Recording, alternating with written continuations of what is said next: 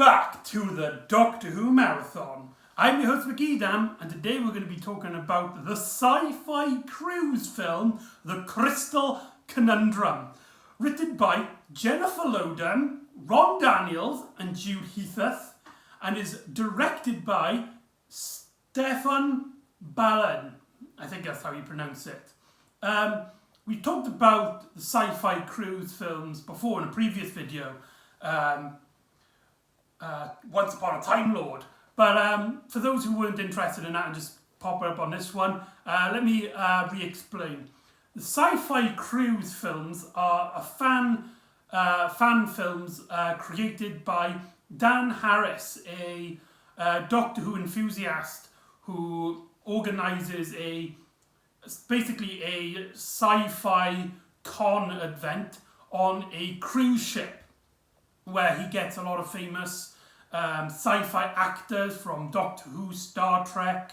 I don't know if it's got any Star Wars people on there, but you get the idea. Babylon 5, all those kind of sci-fi cruise stuff.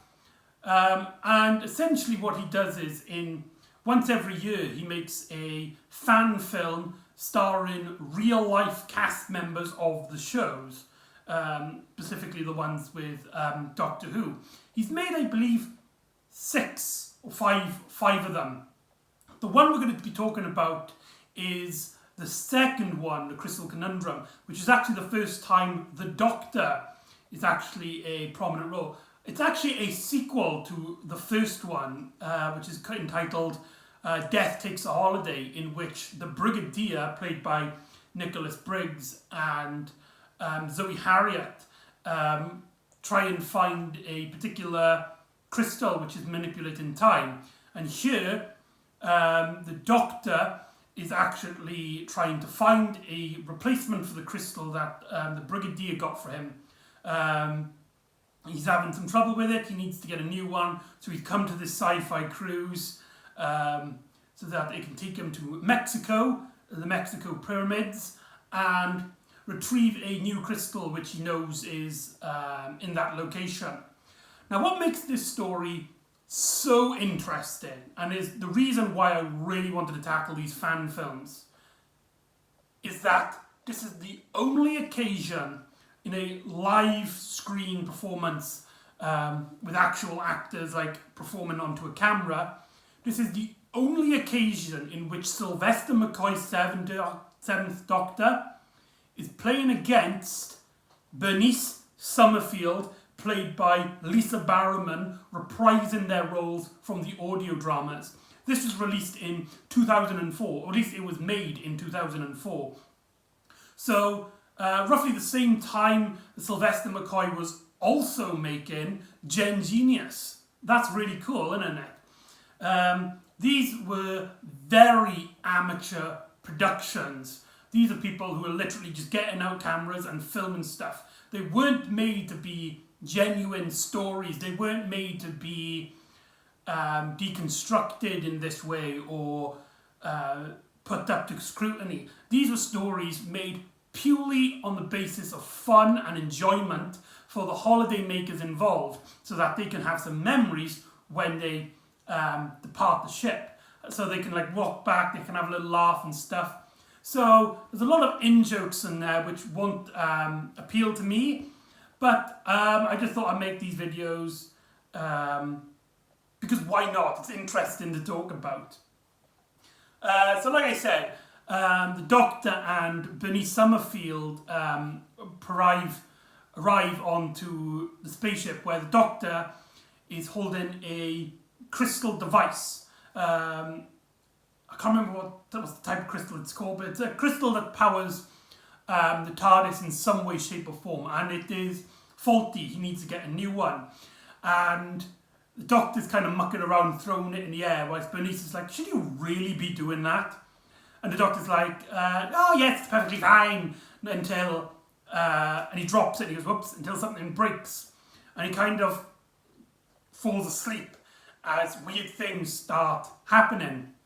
We never get to visually see it, but we do see 3 of the holidaymakers on the ship looking out onto the sea, where one of the characters, the mother character, sees I think she says a dolphin that gets turned into a giant whale because of the tiny whiny shenanigans, because of the whole crystal thing, and yeah, so that's basically the main plot.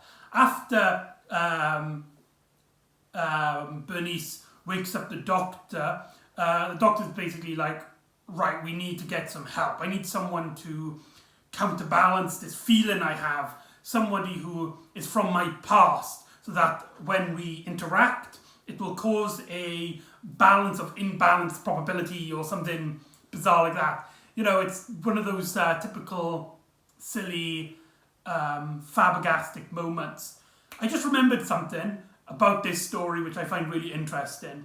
The creative consultant is Rob Sherman, writer of Dalek from 2005. This was a year before Dalek. Who would have known that he would have gone from this to one of the greatest Doctor Who stories of all time? Can't wait to get to Dalek on this marathon, as you can probably guess. But anyway, so we actually get a lot of cameos from characters that have previously been on the show. We have Louise Jameson reprising her role for Leela for a few seconds.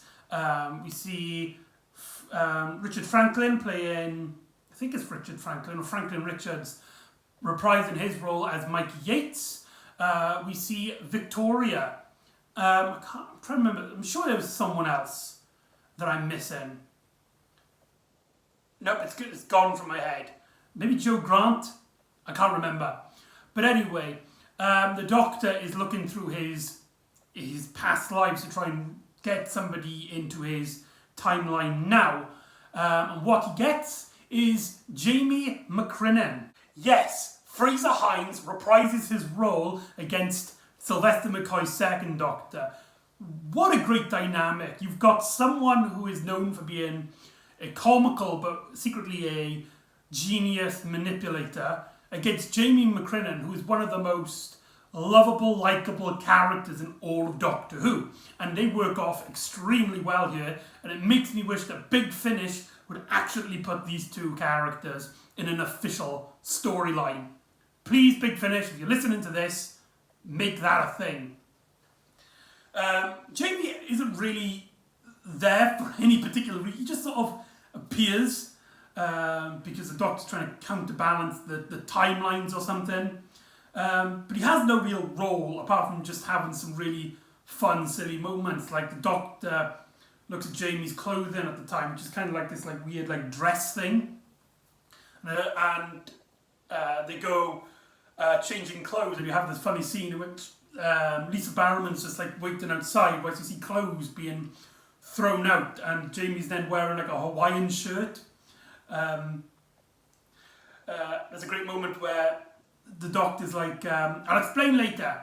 Jamie then turns to Bernice Summerfield, and Bernice is like, he'll explain later. And Jamie's like, no, explain now, goddammit. Where are my clothes? Well, why can't we just go back to the TARDIS and get my clothes? We also get some really weird scenes in which they're walking past a character, I can't remember, they go into like a particular room in the boat, and we see people screaming as they've basically explained that there was some sort of conference, and certain individuals started to become extremely tall, and then two really tall people come out. There's a really funny moment in which the companions are dragging the Doctor, as the Doctor's trying to be like, hold on, what about the long things, the long people? And there's a little joke. I believe the way it's played, it really feels like a blooper that was added in, because, I mean, this isn't a serious story, this is just something silly and fun, where Sylvester McCoy is like, I want mine longer. Yeah, you get the joke. And you can actually hear like people laughing in the background. So clearly, this is a unprofessional amateur production made purely for fun. They go then to Mexico, where they investigate the pyramids there. Whilst there, we get some really terrible shots of giant animals roaming around, because this thing is, for some reason, turning animals absolutely large.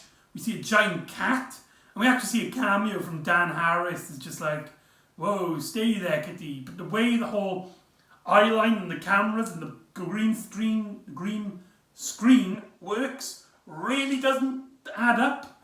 And there's a really hilarious moment where a lizard eats somebody off screen, but you see him kind of walk past the camera.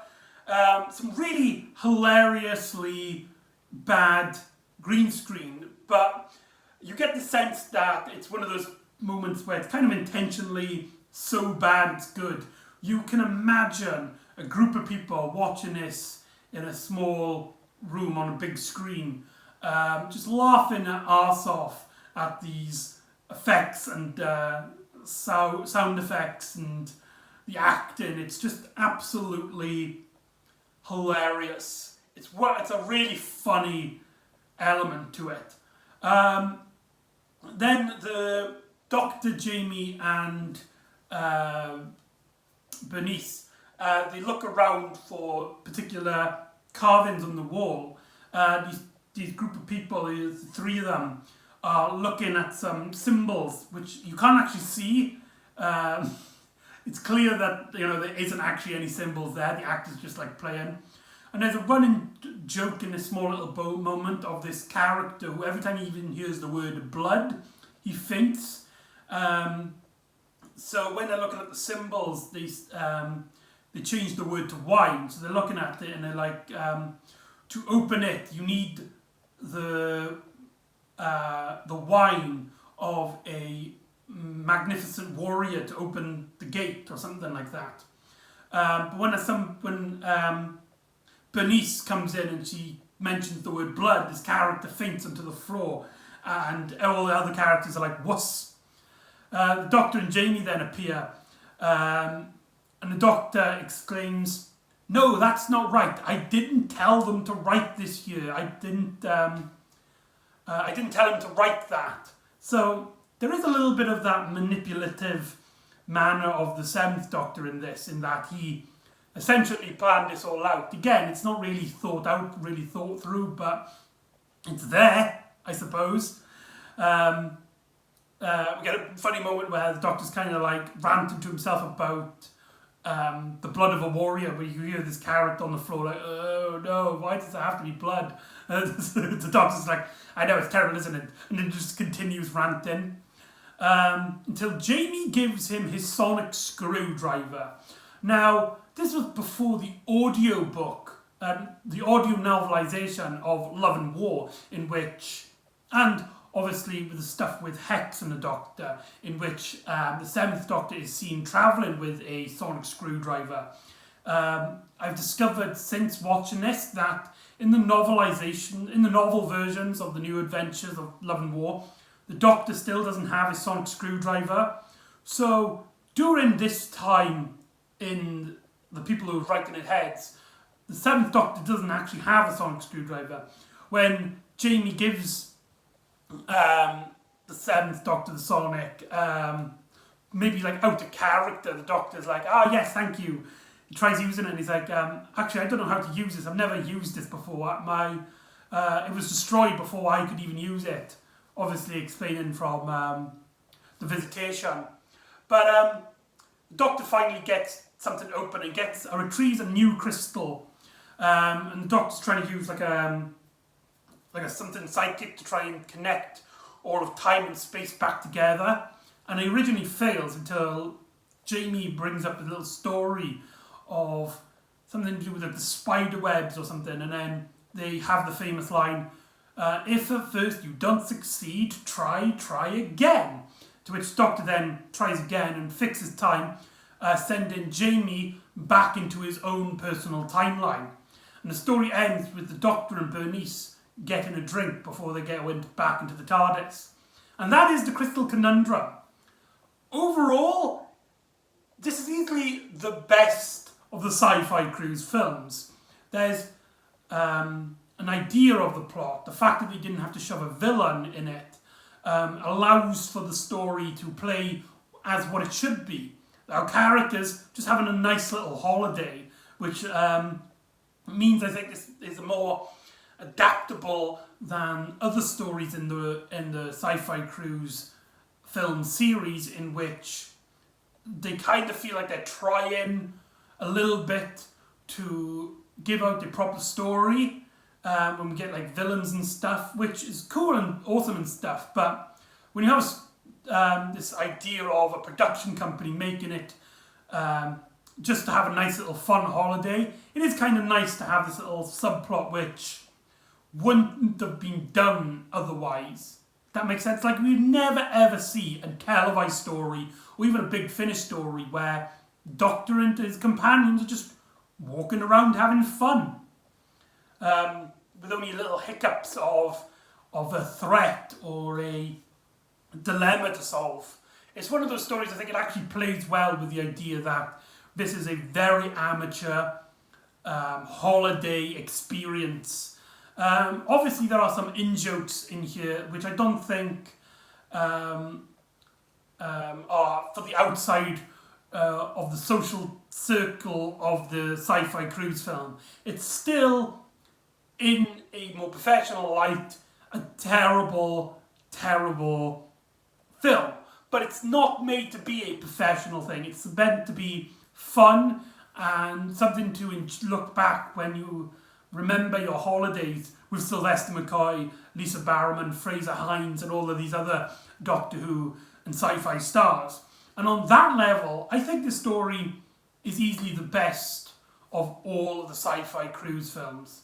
So, yeah, I don't think I got much to talk about it now. Other than that, I think I've said everything. Sorry if this video was a bit short, but yeah, there wasn't like much really to talk about in it. So join me next time, where we will be talking about not one, but two stories, finding out what happens to our companions after they leave the Doctor. So join me next time for The Cope, featuring the Brigadier, and Silver Lining, featuring Bernice Summerfield. And I'll see you next time on the Doctor Who Marathon. Ta-da!